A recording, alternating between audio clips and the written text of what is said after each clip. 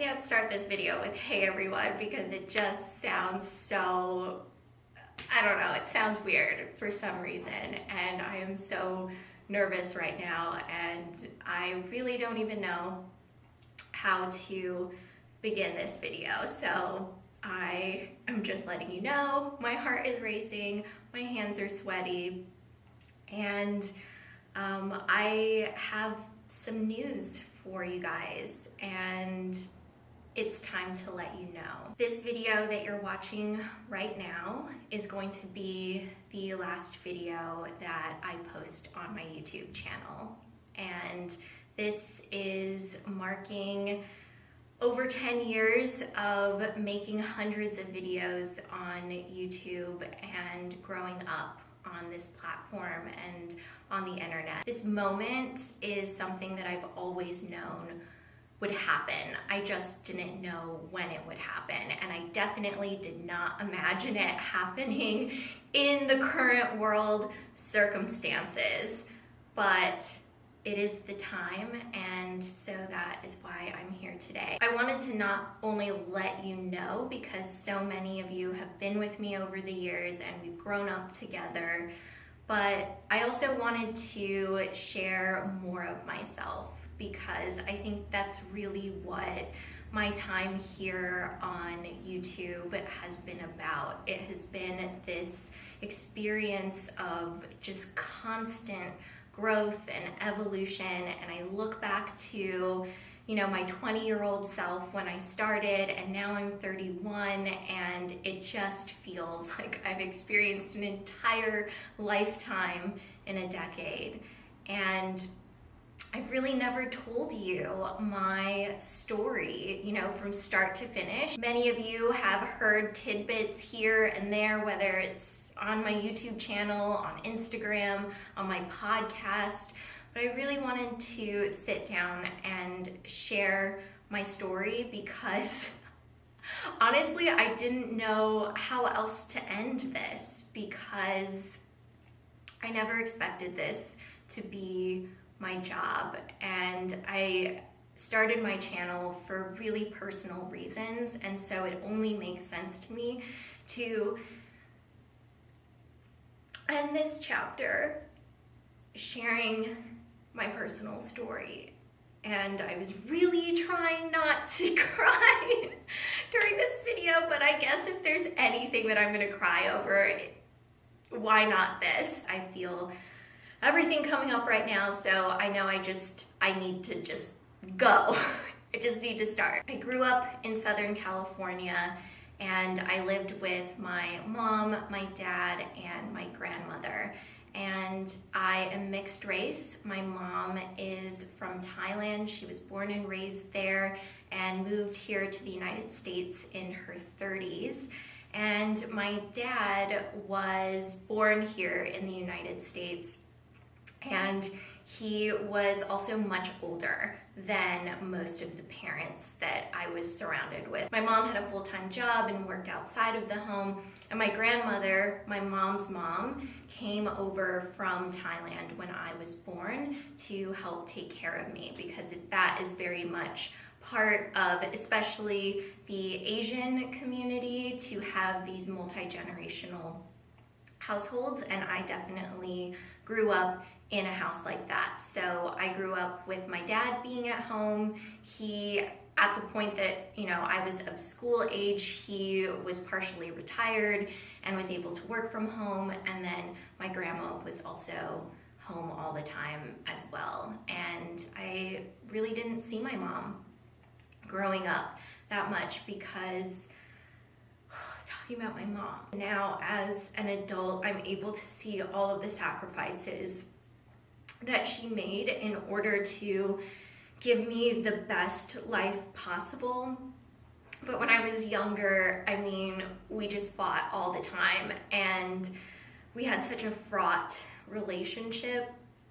But my mom worked full-time to the point where I didn't really see her that much. And I remember being pretty young and because my mom often left for work before I was up in the morning and I went to sleep before she came home, I remember asking my dad once, what does mom look like?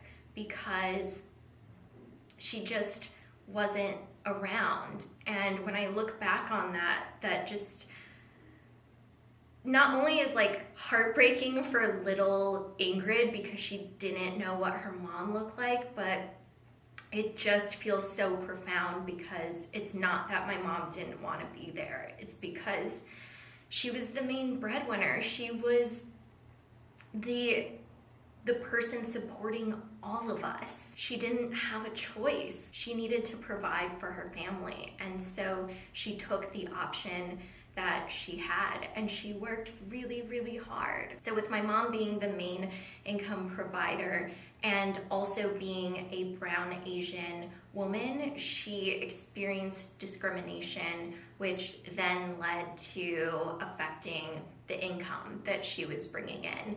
And you know, when you look at the individual Asian communities, Thai Americans have a poverty rate around 18%. I did not grow up in poverty, but that statistic is important because it did affect my mom's ability to make money and how much money she was bringing in. We also didn't have a lot of extra money. Everything was really focused on necessities, and my mom just did the best that she could to give me things that were small but meant a lot to me, whether it was getting donuts on Saturdays or going to a movie together. My mom made sure to give me things that I really loved that to this day I, still associate with her, and I feel really, really lucky for that. It's so interesting how as I tell my story, my mom is really woven into this in a way that I have not experienced before. I have not told my story in quite this way before, and it's making me realize the older that I get, I always thought that my mom and I were so different, but I'm recognizing now that she's inextricably woven into the fabric of who I am. And I'm really grateful for that. Especially because when I was growing up, I saw her give up so many pieces of herself, so many pieces of her identity, her culture, in order to fit into and be accepted by white culture. And she made those sacrifices because she wanted me to have a better life and to have opportunities. And so it's really interesting because, I'm mixed race and I grew up in this world where there was such a pressure to conform to whiteness. And yet, the majority of my life outside of school was surrounded by Thai culture and other Asian cultures. Just like that was the majority of my existence when I wasn't at school. And that was really hard to reconcile. I remember trying to disown the Thai part of myself. I realized really quickly and really young that I was different, even though I didn't have language for it. I must have been maybe 4 years old, and I remember my mom pulling me out of this store and getting really mad at the person running the store, and she pulled me out and put me back in my car seat. I remember being in the back seat of the car and asking her why she was so upset, and she said to me, it's because that person was treating you different because of the way that you look. And that was the moment where I started to realize that I was not like the white people who were around me. And that is something that I think will always just be a part of who I am as a mixed race person. I never felt like I was white enough in white spaces, and then in Asian spaces I never felt like I was Asian enough, and so I lived in this in-between world, which felt really isolating because I just always felt like these two parts of me were in constant conflict with each other, and that conflict was happening within the same body. I was also incredibly lucky to grow up in a house where I was not only allowed to be creative, but it was encouraged, and that was definitely my dad. He was my champion on all things creative, and I recognize now that that creativity was such an anchor for me and such a tool of survival for me, because there was this other aspect of my life where I felt that the truest parts of myself, whether it was my racial identity and the conflict that I felt and the isolation that I felt and the discrimination that I experienced or the privilege that I experienced, or my queerness and being in the closet, I felt like these true core parts of myself didn't have space to exist. And so it was through my creativity that I really learned how to survive and express these parts of myself without explicitly saying anything.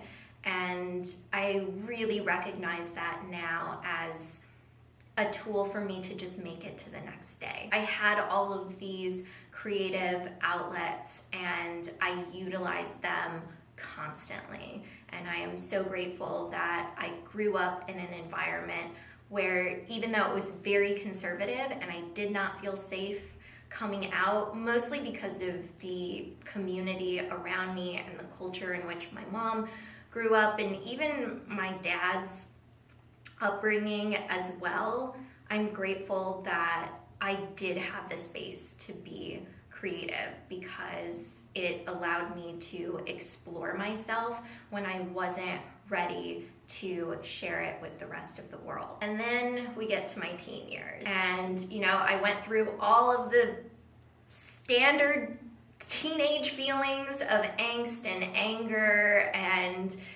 just being like consumed with who you're gonna date and all of it. Leading in and out of friendships, learning how to be a friend and then being a bad friend, and losing friends, gaining friends. On top of that, my freshman year of high school, my mom was diagnosed with breast cancer, and they did not give her a high percentage of surviving.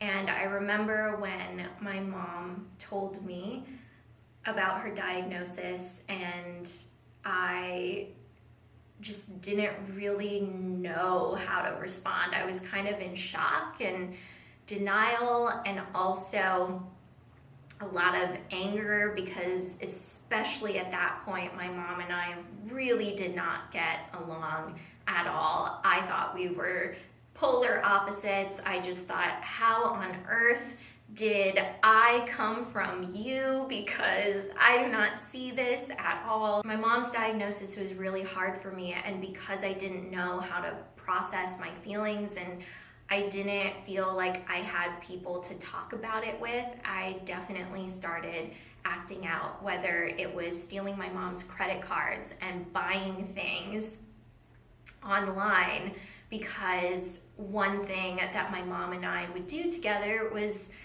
go to the mall and we would eat Cinnabon and, look around at the different stores, and maybe she would buy me something. And I was afraid that we would never have that experience again, because it was one of the few positive experiences that I remembered having with my mom. And so I acted out in these ways where, even when my parents confronted me about it, I just flat out lied to them and said that I didn't do it, even though it was really clear that I had done it.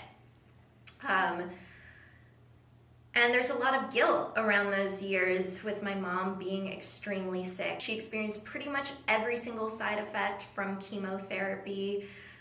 possible. She was incredibly sick, which meant that she couldn't work. Financially, we were really affected by that. I didn't know anyone else who had an extremely sick parent, where when I got home from school, it just felt like my entire life was like sucked into this space, and I had, you know, these things that other kids around me weren't thinking about, and these responsibilities that other kids didn't have, and this immense sadness and fear and anger, all of these really big feelings that I didn't know where to put. And then in the middle of my mom being sick and going through cancer treatment, my dad had a stroke, and I was the one who found him when I came home from school because he did not pick me up from school that day. I saw him get carried out on a stretcher into an ambulance, where he went to the hospital in the span of about a week, went from being totally fine and healthy to being dead. That was really the point where, you know, any kind of like survival tools that I had, it just felt like I wanted to be numb. I didn't want to feel any of it. And so I didn't know anyone who had a sick parent, and I definitely didn't know anyone who had a parent who had died, and I just didn't want to be myself anymore. I wanted to be someone else who had a safe, predictable, financially stable life. For me, numbing out looked like lying about who I was and engaging in relationships that would distract me from all of the feelings that I had. And at this point in my life, from the time that my dad died into my early 20s, I did not want to be who I was. I did not want to be who I had been. I wanted more than anything else to just erase my entire life and start fresh and start new. I wanted to live a life that I saw other people living, whether it was because of their financial stability or because of the close relationships that they had with their parents, or being able to go to college. I was failing most of my classes. By the time I got to my senior year of high school, I went from having straight A's at the beginning of the year to barely graduating. My school was not prepared to deal with a student who had lost a parent and was grieving. And I think, my experience in high school losing a parent was very reflective of our broader culture. I remember after my dad died, I went back to school pretty immediately because I just wanted to have some sense of normalcy, even though my life would never feel normal again without my dad. I remember, some teachers had students sign a card.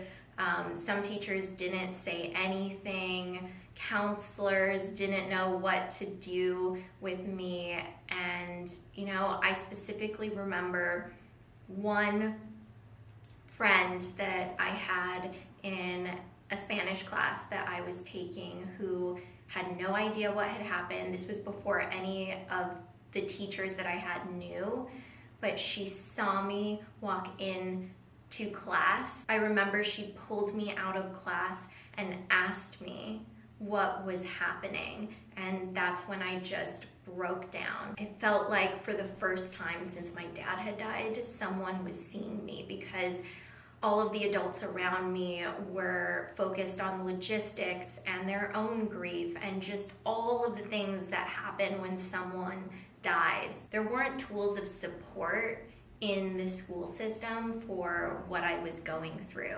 And so as I was struggling with school, I was constantly being punished for it by the system.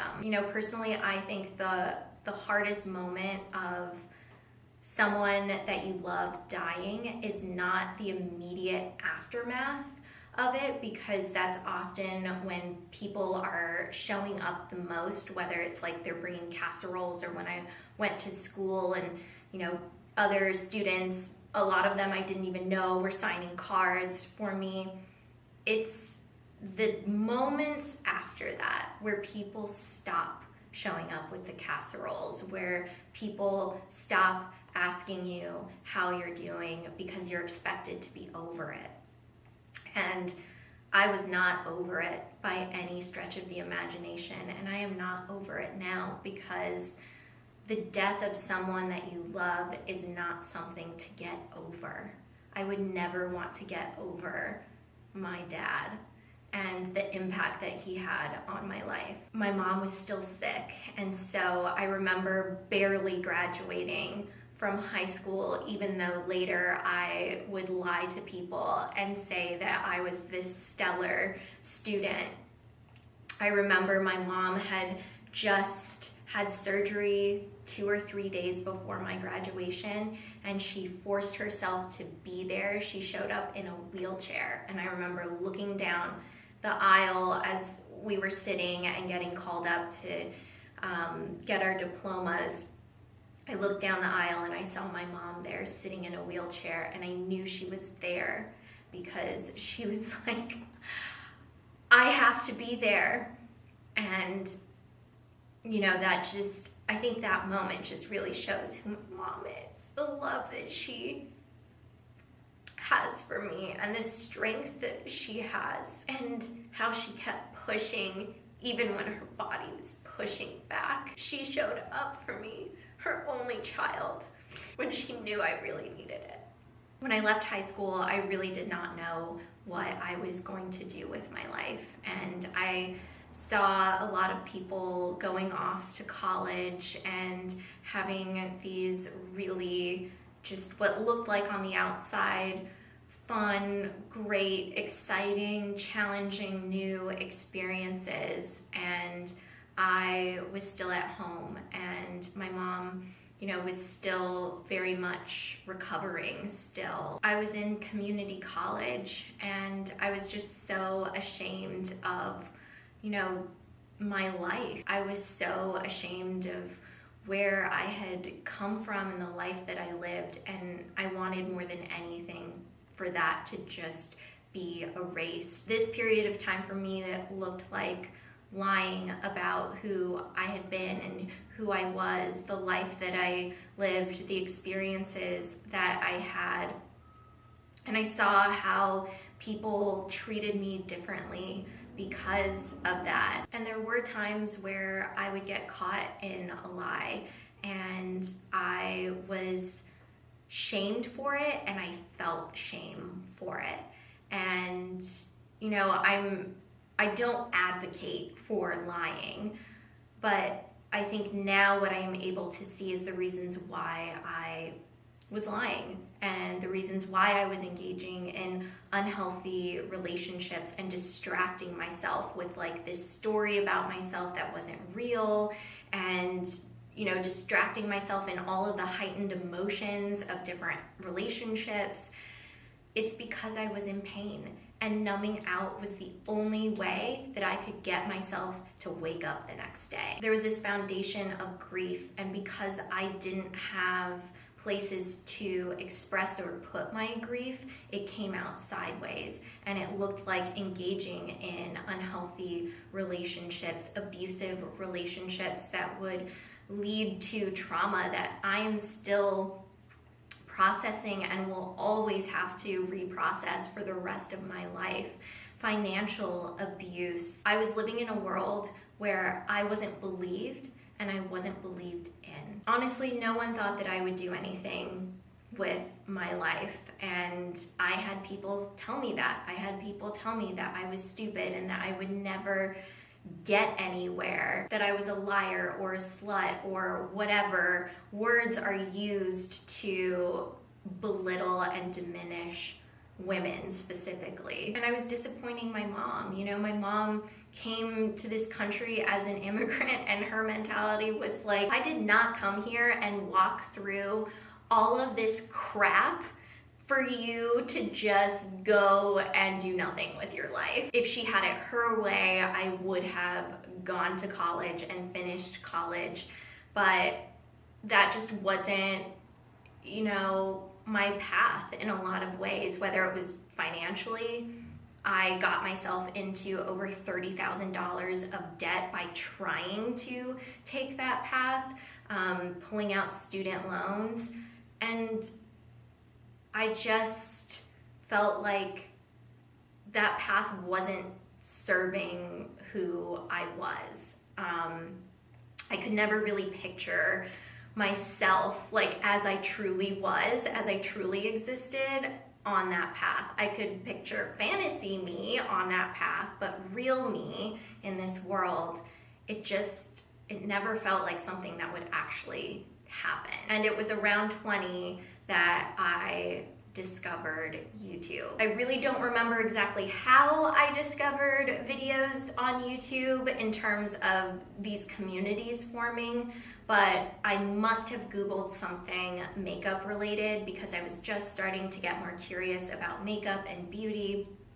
And I found these girls and women sitting in their bedrooms, their living rooms, just talking about the products that they really loved. They would sometimes talk about their lives, and I was just so fascinated, and I was also just so tired of getting recommendations from magazines that didn't work and, you know, didn't match my skin tone or didn't work for my budget. And these were real people buying things and using them, showing me how to use them, telling me what they thought. And most of all, it felt like I had a friend. And that was the most meaningful thing, because at that point in my life, I felt probably the most isolated that I had ever been. Everything just felt so dark around me. Going online, going on YouTube, felt like sitting down with a friend, and it gave me hope. So after a while of watching YouTube videos myself, I had this idea to make my own video, and I had no idea how to edit. I didn't know how to film anything. I had no experience. I definitely did not feel comfortable talking in front of a camera, didn't feel comfortable talking to other people. This voice inside of me just kept saying, well, what if you do it? What if you try it? And it just wouldn't leave me alone. So I remember making my channel at 3 o'clock in the morning, named it Miss Glamorazzi, and no, I am not ashamed of that, because I feel like I spent a while being ashamed of my original YouTube name, and now I'm just like, you know, I made that when I was 20 years old at 3 a.m. in a really dark place, and I made that name because it brought me joy, because Lady Gaga's Paparazzi was popular at that time, and it just came to me, and I was like, this is perfect. This is it. I wasn't trying to impress anyone. I just made a name that felt like what I wanted to do in that moment. And so seeing it through that lens now, I really love it. And I'm so glad that it is part of my story. I figured out how to film a video, figured out editing, posted my first video. No one really saw it for at least 2 weeks.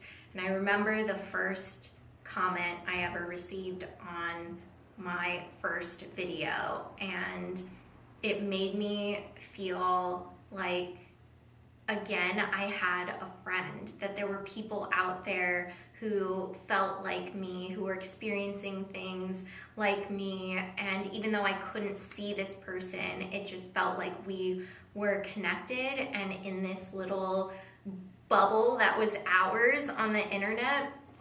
And I just remember them being so kind and so thoughtful, and it was really this slow progression and growth over time. I posted videos when I was able to, and after about 2 years of making videos pretty consistently, it turned into my full-time job. And that was something that I didn't expect when I decided to pursue this full-time. more people had doubts than they did belief in this path and this industry. And it was just a whirlwind of a time, from not being taken seriously and having to explain to people what YouTube was and what social media was, to then more places and people having an awareness around what was happening on YouTube. And over the years on YouTube, I've not only been able to build a business and a career, but I have had the honor of growing up with all of you. And what I found that I really loved about my job was not the morning routines or applying makeup and doing hair looks, which were all fun. The thing I loved the most was talking about things that most people were trying to avoid. That manifested itself in so many different ways over the years, whether it was talking about periods when people were not talking about periods on a mainstream level and continuing to talk about them, the stigma around periods and how that connected to gender and class and the distribution of economic power and race. I stepped into these conversations and you guys met me there. And that was pure magic. I came out years into making YouTube videos and being feminine in my presentation, being mixed race. There were many people coming out at that time, but many of them identified as white cisgender males. I didn't know what I was stepping into when I came out. I thought I was sharing this part of myself that I had kept hidden and locked away. But what it revealed to me was not only my place in a larger spectrum of the world and the privilege that I had, the discrimination that I experienced, and how it all intersected. It was the major stepping stone into really starting to own the truth of who I am. And when I came out, I remember saying that I would not apologize for who I am anymore. And I kept my promise. I started dismantling the lies that I had told to other people, to myself. I dug deeper. I went to the dark places that I didn't want to go to. I pulled things out from all the corners. And so many of you saw that happening in the small steps as they were happening. And I feel like so many of you were alongside me in that journey, as I have met many of you over the years, and I have read your emails and your comments, and I see so many parallels in our lives and experiences. I feel like there are people out there who would fight against this being a relationship between you and me, but I don't know what else to call it. I feel like it consists of everything that any other relationship would have, from secrets and lies to truth and clarity and compassion, ups and downs, really high highs, really low lows, confusing feelings, growth, accountability, and love. You have been there with me from my blue bedroom in my mom's house when I was in so much pain and lying about who I was in so many ways, to beginning to open up and discover myself again through my creativity, that tool that kept me going and kept me exploring myself, to coming out, to going to the White House and taking periods to the White House, seeing laws change around the luxury tax on period products because of that trip to the White House, hundreds of thousands of period products being donated by all of us in this community because of that trip to the White House, which had never been done on that scale before. You have been with me as I have walked through the rocky mountains of my 20s and into my 30s. You have seen me go from a girl and turn into a woman. You have seen me go from that blue bedroom lying about who I was in so many ways to sitting here with a bunch of plants behind me in New York City, my dream city, telling the truth about who I am. I'm not here because of sheer hard work, even though that's what the American dream wants you to believe. I got here because of privilege. Whether it was because I grew up having two parents for at least a significant portion of my youth. I got here because of my white passing privilege, or having medical care and insurance because of my mom's job, having money for the internet and a laptop. The list could go on and on and on. I am here because of the women, and in particular, the women of color who saw me, who heard me, who believed me over the years. And so when I look behind the curtain of some of the biggest moments of my career and my life, I see how these women of color fought for me to have a voice and to have the space for that voice to be heard. I'm also here because of you. When I started making YouTube videos, this was not something that people were stepping into with the intention of turning into their full-time career, because the industry as we know it today just did not exist. That is also a big reason why I'm here. I look at who I was when I was 20 years old, didn't have a college degree, barely graduated from high school, mixed race, closeted queer, dead parent, sick parent, all of these things that can affect someone's opportunities for their future. I chose this path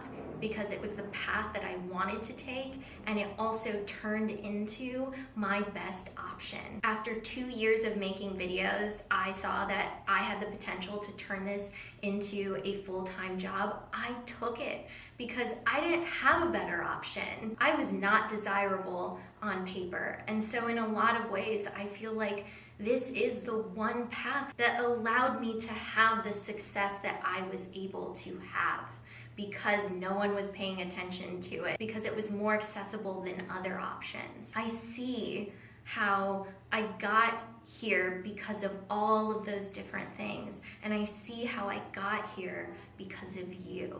Because as I stepped into that space as someone who was not reflected in the world that I saw around me, I found people online who reflected who I was back to me. We mirrored each other. I know there are so many of you out there who have had a sick parent, who have lost a parent, who are mixed race, who are queer, who didn't grow up with financial stability, who lied, who numbed themselves out. We found each other in this space.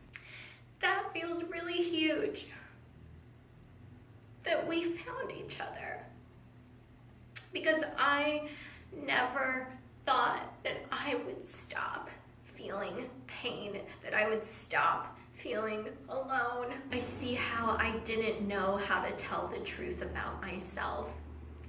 And now it's the one thing that I know how to do. If there is something that I have an expertise in, it is telling the truth about who I am. And I've learned that because of you, because of this community. You have challenged me, you have held me accountable, you have supported me, you have loved me, and I have loved you right back. It is so hard for me to make this video because I do feel like we have grown up together. I feel like I know so many of your stories, and you have given me the privilege of that. But it is time for me to end this chapter, and that instinct that I have had inside of me, where I always knew that in my 30s I wouldn't be making YouTube videos anymore, I wouldn't be a professional influencer anymore, that was real. This seed was planted years ago, and it didn't become clear until the last few months that the time was approaching and that it would be, in fact, this year. It happened right on time. And, you know, I thought about, well, maybe I can transition slowly out of this and slowly move into something else. But I realized that I can't stop being a professional influencer by remaining a professional influencer. And so the answer seems so simple, but getting there was the most difficult part. I have to stop. And I actually don't have a plan for the future. I don't know what I'm going to do next. And this actually, in a lot of ways, reminds me of my younger self, not knowing what the future would hold. I have a lot more stability and a lot more love in my life now and healthy relationships. So in that way, it's very different. But I don't have a plan. I don't. I know that's the thing you're supposed to have, but I don't.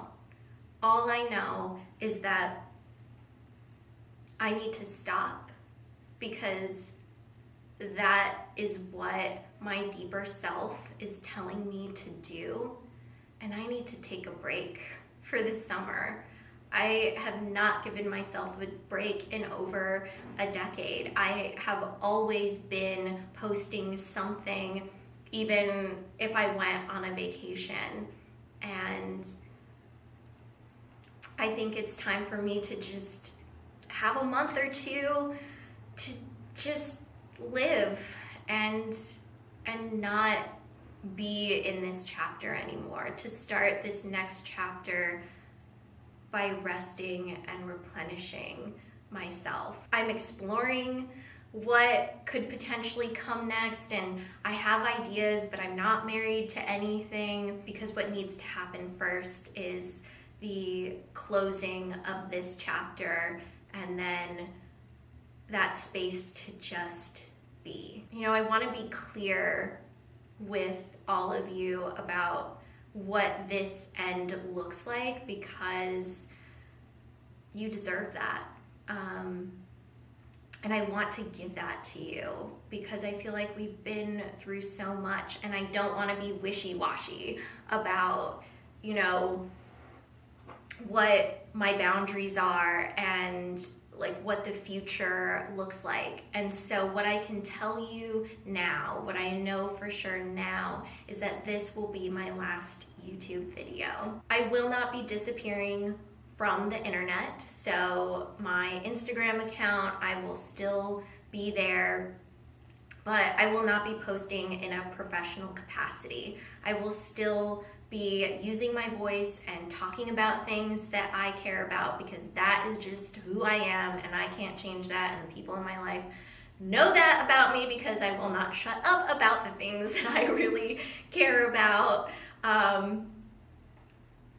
That is just who I am, and so that will continue, but posting will be more on my terms, because my mental and emotional and financial well-being will no longer be tied to essentially how much people like me online, whether it's how many likes I get or how many views I get.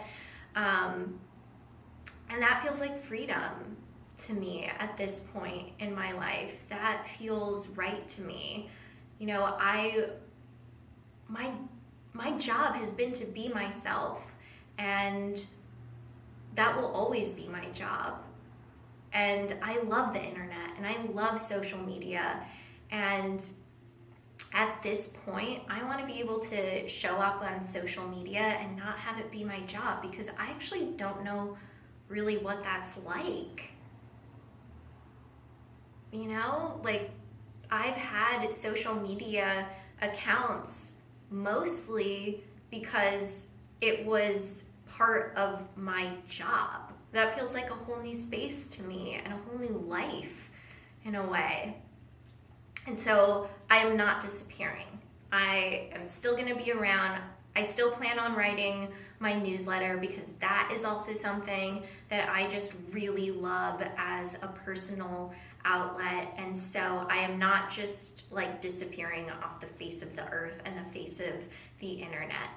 But I do want to be clear that I will not be, you know, you're not going to see posts on a regular basis, like every Friday, like I've been doing. When I do post on other social media platforms or in my newsletter, it's just me. Like, it's not going to be my job anymore because I'm working on finding another job. I'm actually really excited about that. I don't know if it's something that I'm going to be running myself or if I'm going to like work for a company. Like, I don't know. Like I said, I don't have a plan. That's just where I am. Life gives us these seasons where there's a beginning, middle, and end.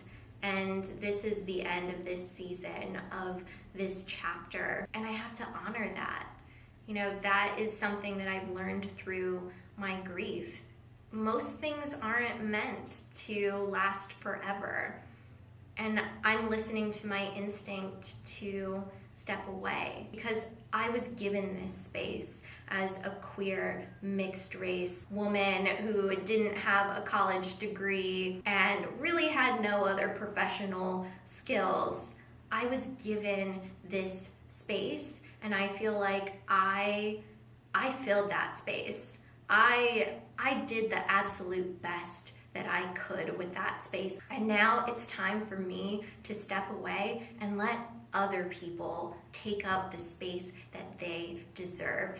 People who have not been given the space before, just like I was someone who had not been given the space before, and I found that space here. Other people deserve that space now. And so it's not just this personal feeling of, you know, this is what feels right for me creatively. This is what feels right on every level of who I am as a human being. And, you know, I just think back to my coming out video and how I promised myself that I would give myself my best chance. And I have kept that promise because in this moment, by ending this chapter that I have loved so much, as hard as it has been, as grueling as it has been at times, I have loved growing up with you. I have loved being here. And the fact that I get to leave in this deep feeling of love is the greatest gift that I could ever ask for. And so in this moment, I am giving myself my best chance. And I hope that you do too. Take care, everyone, and thank you for the best decade of my life. We did this, and we did it together.